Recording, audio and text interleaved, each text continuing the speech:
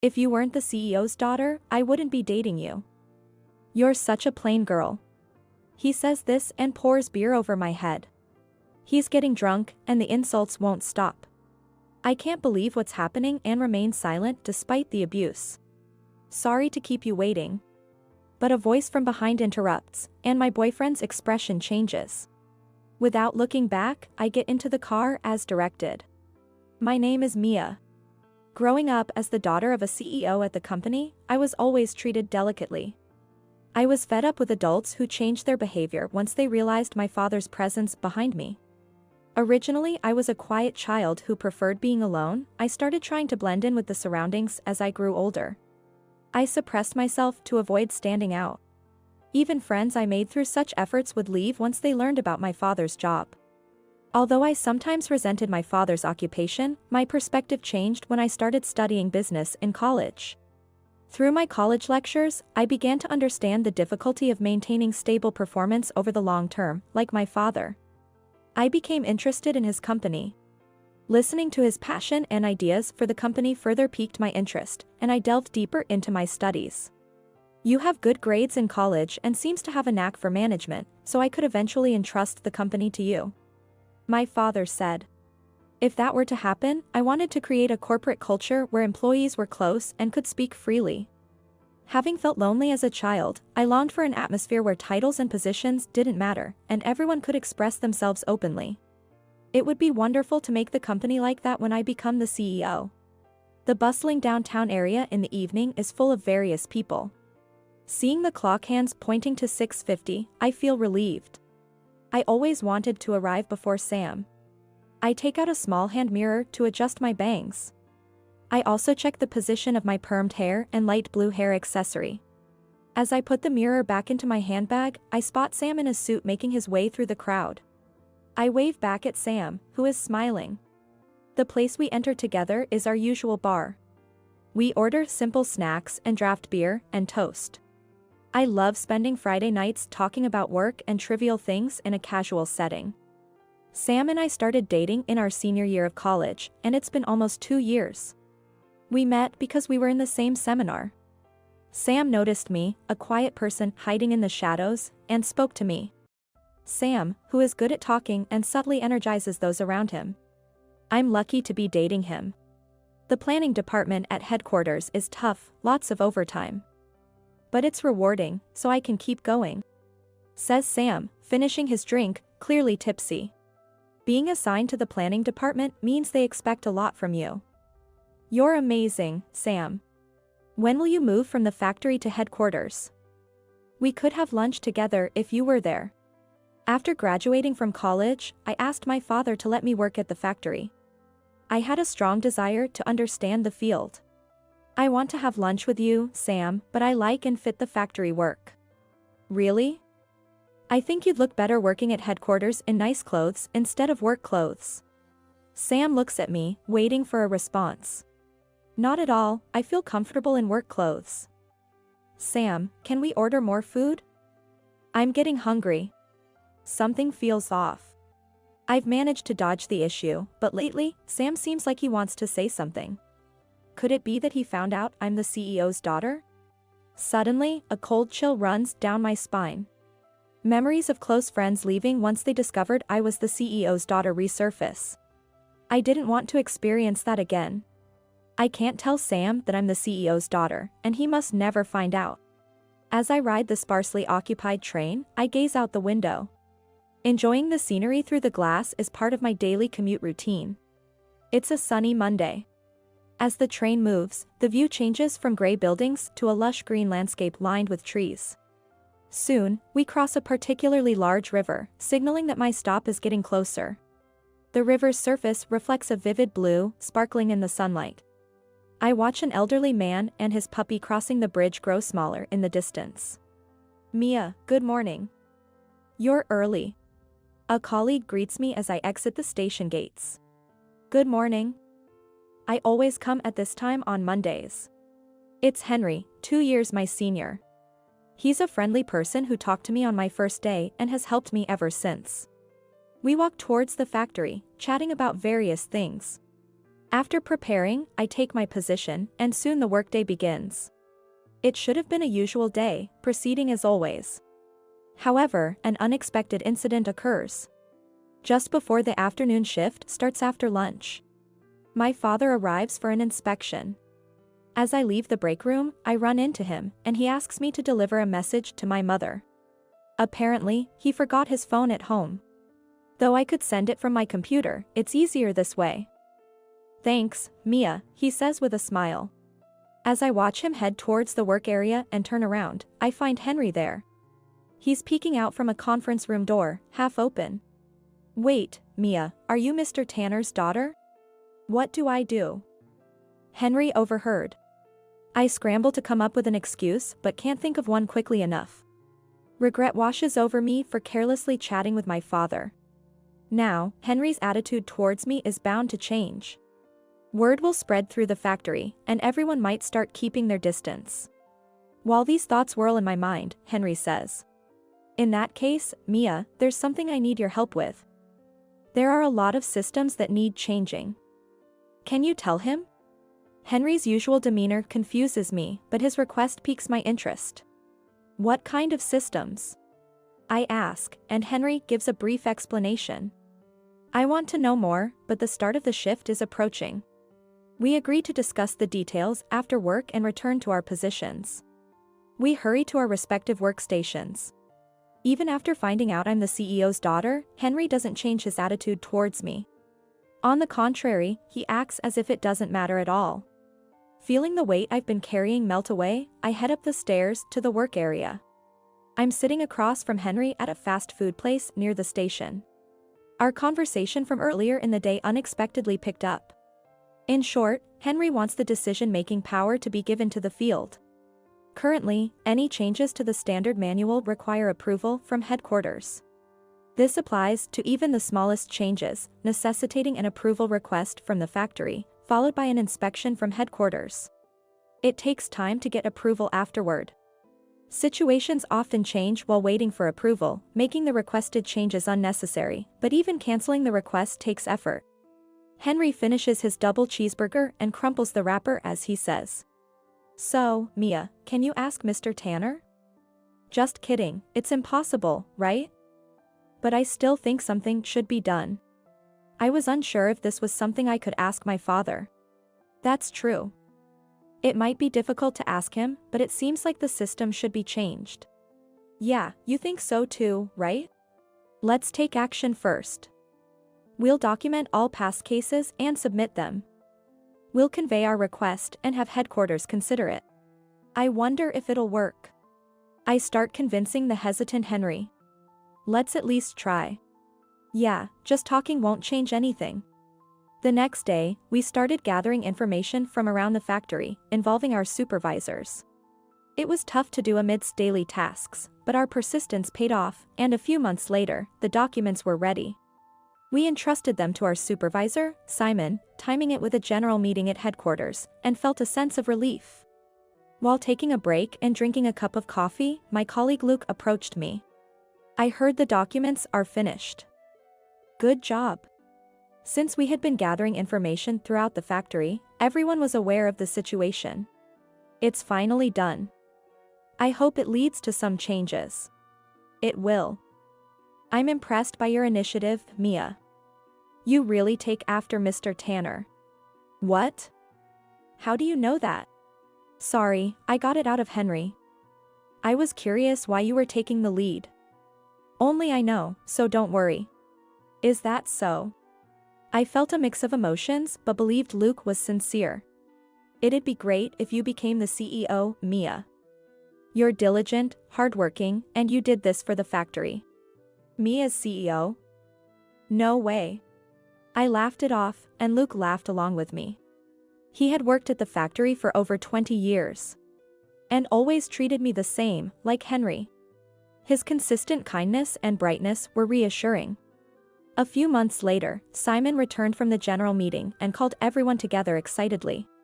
Simon says to the employees who have gathered around saying, "What is it? What's going on?" Authority at the field level has been partially changed. Hearing this, the employees started buzzing. I instinctively looked for Henry. Noticing my gaze, he raised his fist from the outer edge of the group. Not all our hopes were realized, but nearly half had been approved. That day, everyone congratulated me, and I felt genuinely happy. Filled with a sense of accomplishment and renewed motivation, I continued to have fulfilling days. One day, my father called me to headquarters. Wondering why he would call me out specifically, I left my afternoon duties and headed to headquarters. Entering the CEO's office, my father first praised my efforts. I hadn't told him anything, but he seemed to have looked into it. Apparently, the company's numbers had improved significantly because of it, and after a hearty laugh, he turned serious and said, "Mia, you have management skills and vitality. It's time you seriously consider taking over as CEO." Hearing my father's words, I felt excited. Listening to and acting on feedback, seeing employees thrive in a better workplace. As CEO, I could drive changes on a larger scale. I could make it even easier to work, though the responsibility would be heavier.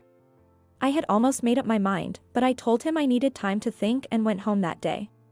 I questioned myself alone in my room. Can I really do this? Can I handle the responsibility? That night, I had trouble falling asleep. The next morning, despite being sleep deprived, I visited my father at headquarters with a clear mind. "About what we discussed yesterday, please let me do it. I would like to take on the role," I told him sincerely. My father said, "That's great, thank you," and started discussing the upcoming schedule. "What? Mia, you're going to be the CEO?" "Henry, please don't shout. It's just Henry and me in the break room during lunch." Thinking it was a good opportunity, I told him about becoming the CEO. Sorry. But I can't believe you're really becoming the CEO. Everyone will be surprised. That's the thing. I think I'll be transferred to headquarters soon, but I'm struggling with how to explain it to everyone. Just tell the truth. It's a bit scary to tell them I'm CEO's daughter. I decided to open up about my past. How close friends left me once they found out, how I was sad about being treated differently, and how I tended to close off my heart as a child. Henry listened empathetically and said, "Some people might not be able to treat you the same, that's true. But everyone knows how hard you've worked. They trust you. And you might find that many people's attitudes don't change at all." Is what he said right? Henry's words made me feel that could be true, but my heavy memories resisted further thinking. In the end, I only gave a vague response. On my way home from work, I checked my phone and saw a message from Sam. I hadn't seen Sam for a while. When I finally had time after preparing the documents for headquarters, Sam had entered his busy season. It's not just about the factory, I need to think about Sam too. Sighing as the train rocks. I wonder if I can tell him the truth. What will happen if I do? Soon after, the date for my transfer to headquarters was set. I would leave the factory in a few weeks. Still unsure how to tell everyone, I found myself in the archive room. The dusty room was filled with various documents. I opened a box near the entrance and pulled out a thick bundle tied with black string. It was my work diary. Looking back from my first day, forgotten memories resurfaced. Being a clueless newbie, being taught kindly. Colleagues talking to me as I learned the ropes. And someone buying me a cup of coffee when I was down after a mistake. As I looked through the diary, my resolve strengthened. It's not about whether they'll accept me or not. I should express my gratitude and sincerity by telling the truth. Having made up my mind, I left the archive room. I would announce my transfer during the Monday morning meeting.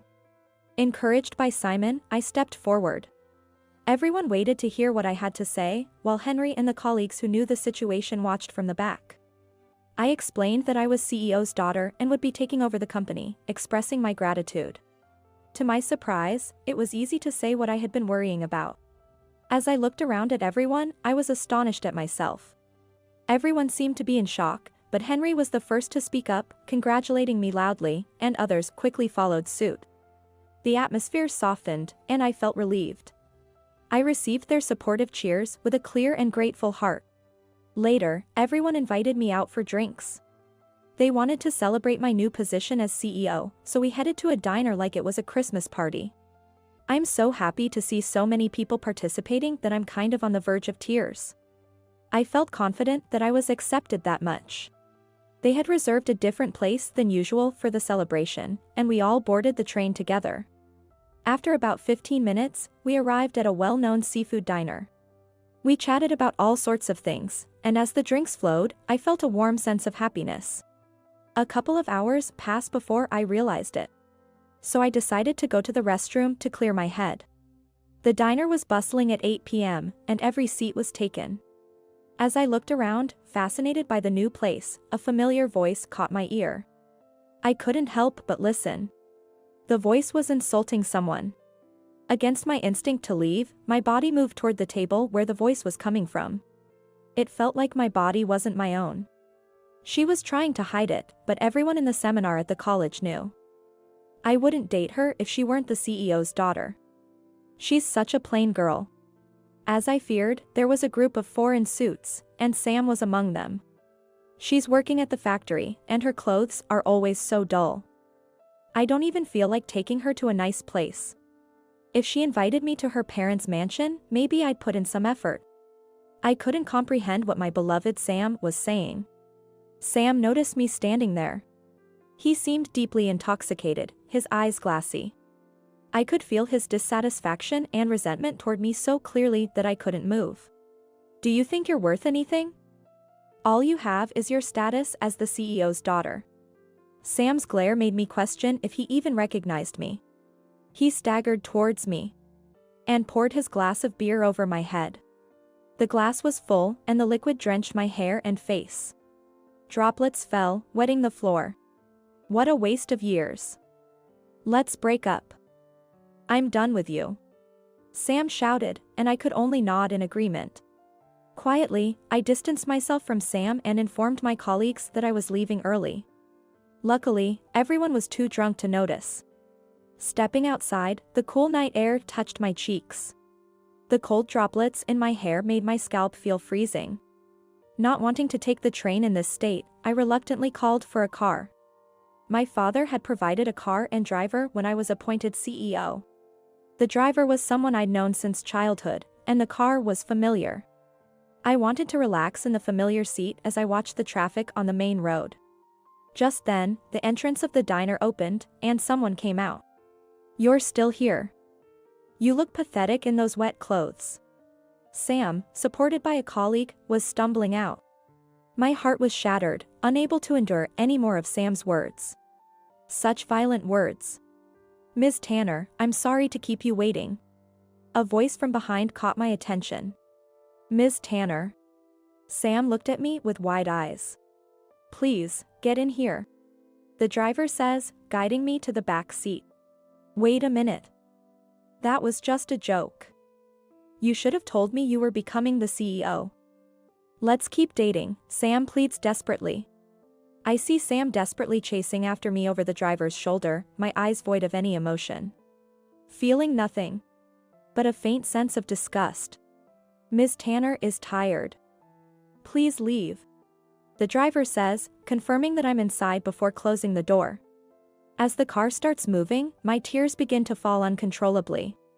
They stream down my face, dripping off my chin onto my lap.